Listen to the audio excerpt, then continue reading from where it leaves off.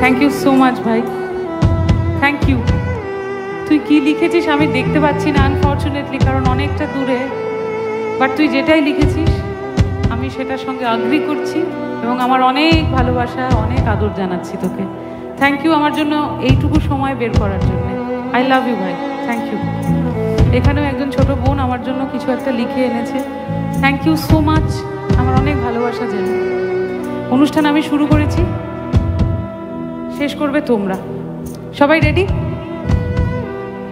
সবাই রেডি? বিশেষ করে আমার যে ভাইয়েরা বোনেরা না বসে এই ঠান্ডার মধ্যে পেছনে দাঁড়িয়ে দাঁড়িয়ে অনুষ্ঠান দেখলে, তোমাদেরকে আমি আমার স্যালিউট জানাচ্ছি।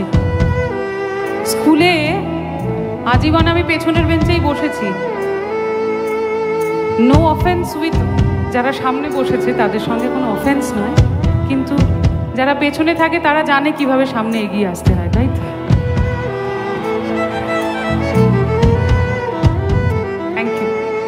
সবাই মিলে একটু গাই। আর ওই যে সবাই এটা শুনতে চায় বলে বলি যে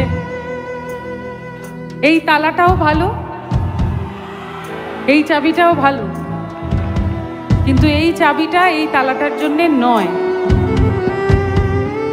তোমার তালার জন্য তোমার চাবি ঠিক কোথাও না কোথাও অপেক্ষা করছে।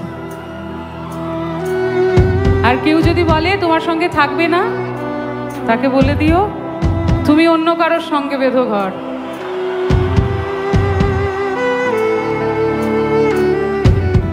Leave and let leave.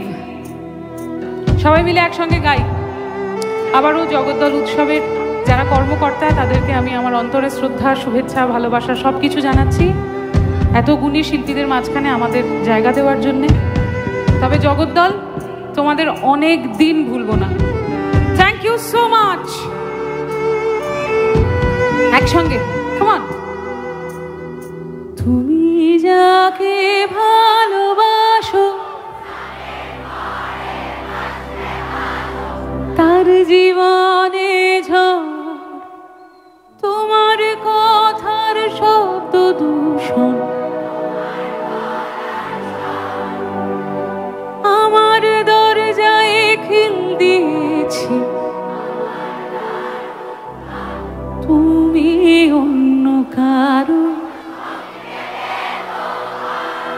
ছাদের উপরে যারা, তুমি